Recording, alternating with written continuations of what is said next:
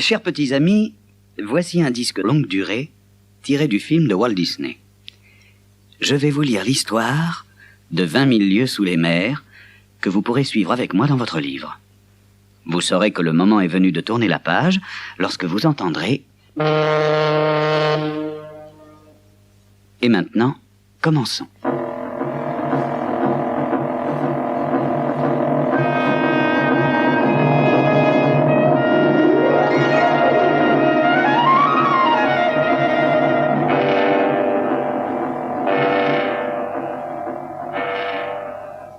Notre histoire commence à San Francisco, il y a très longtemps, quand aucun avion ne sillonnait encore le ciel. Un magnifique trois-mâts, baptisé l'Abraham Lincoln, quittait le port, toute voile dehors, en direction des mers du Sud. À son bord, 3 passagers. Le professeur Aronnax, son neveu, Conseil, et Ned Land, un grand expert en harponnage et chasse à la baleine. Ils partaient tous les 3 à la recherche d'un mystérieux monstre marin. Une nuit, alors qu'après plusieurs jours de voyage, le voilier se trouvait proche de son but, la tempête éclata.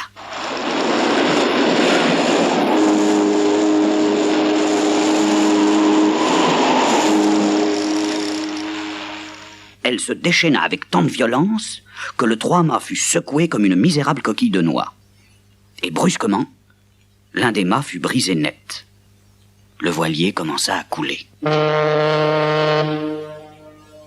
Une fois la tempête calmée, Ned Land, le professeur Aronnax et son neveu Conseil se retrouvèrent seuls dans une chaloupe qui dérivait au milieu de l'océan. Sans perdre espoir, ils scrutaient l'horizon quand ils aperçurent dans le lointain une forme qui ressemblait à un îlot minuscule. En vérité, ce qu'ils prenaient pour un îlot n'était qu'un étrange sous-marin, tout bardé de fer, qui flottait majestueux et solitaire dans l'immensité de l'océan. Fort intrigués, les 3 naufragés se décidèrent à amarrer leur chaloupe et s'avancèrent avec prudence le long de la rambarde du curieux submersible. Peu rassurés, et craignant à tout instant que le sous-marin ne se mette en plongée, les 3 amis se glissèrent à l'intérieur de l'engin par une écoutille qui était curieusement restée ouverte.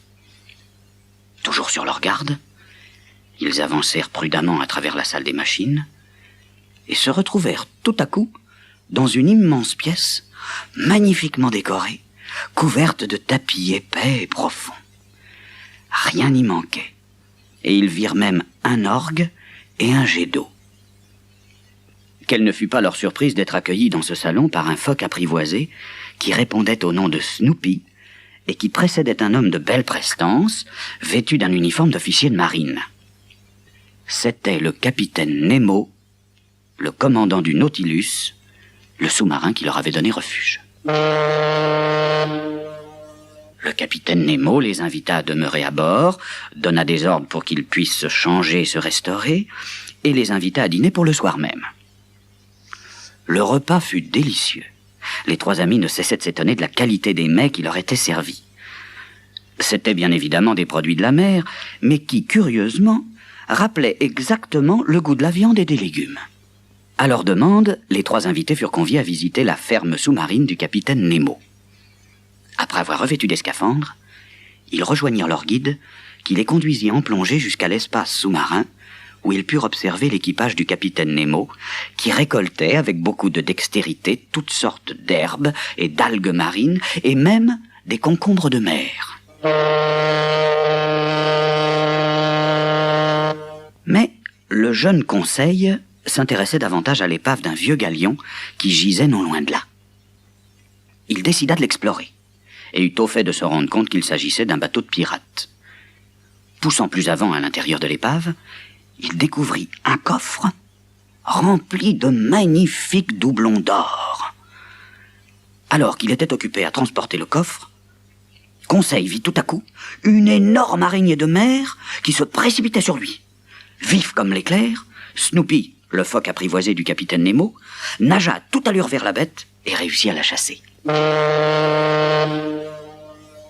En regagnant le Nautilus, Conseil se posait des questions.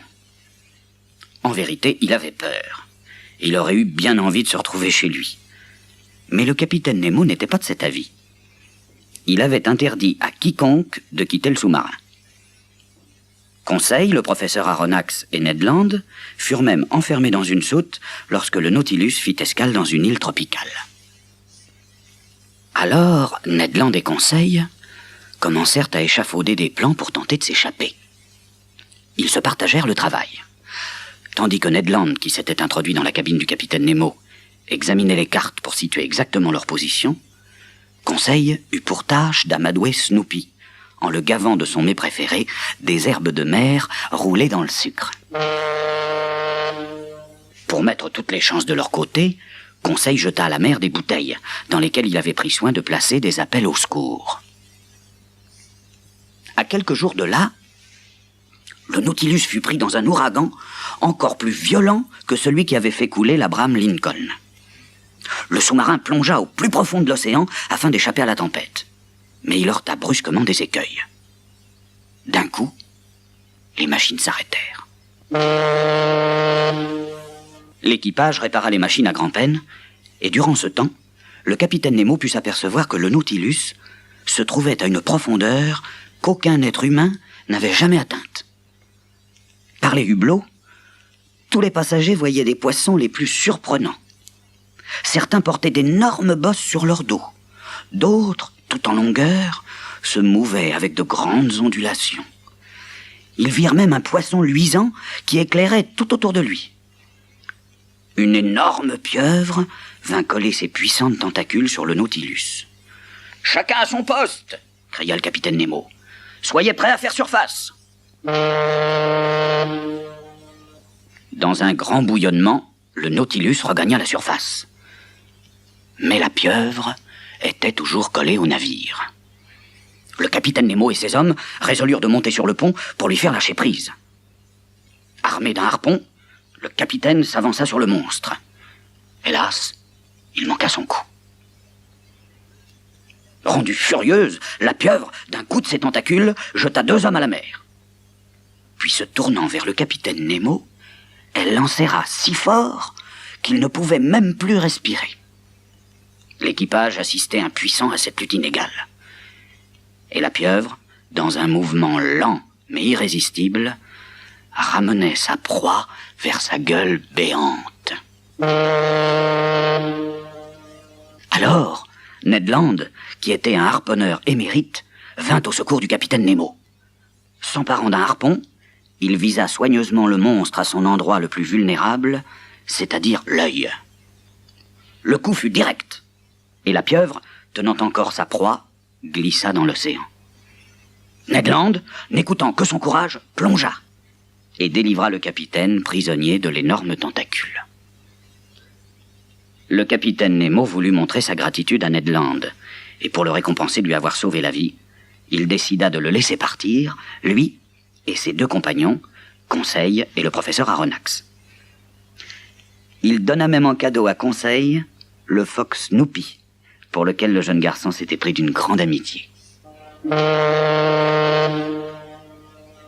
Après avoir remercié le capitaine Nemo, les 3 amis quittèrent le Nautilus à bord de l'une de ses chaloupes. Ils voguaient depuis quelques jours, quand enfin, ils aperçurent un grand voilier.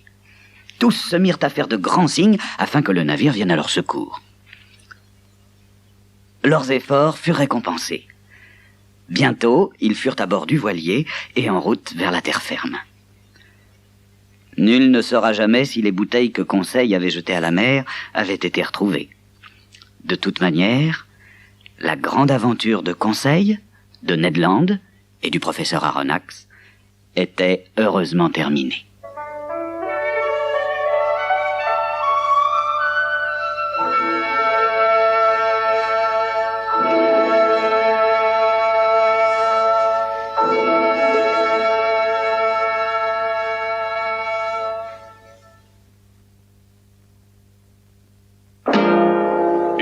Histoire du tonnerre de Brest, ça court dans la marine. Faut en prendre un peu et laisser tout le reste. Depuis Jonas et l'arche de Noé, tout ce que les marins ont raconté, c'était fort de café. La mer morte autrefois était belle et bien vivante, mais une fois qu'elle m'a pris dans une tourmente, je l'ai tuée, car c'était bien mon droit.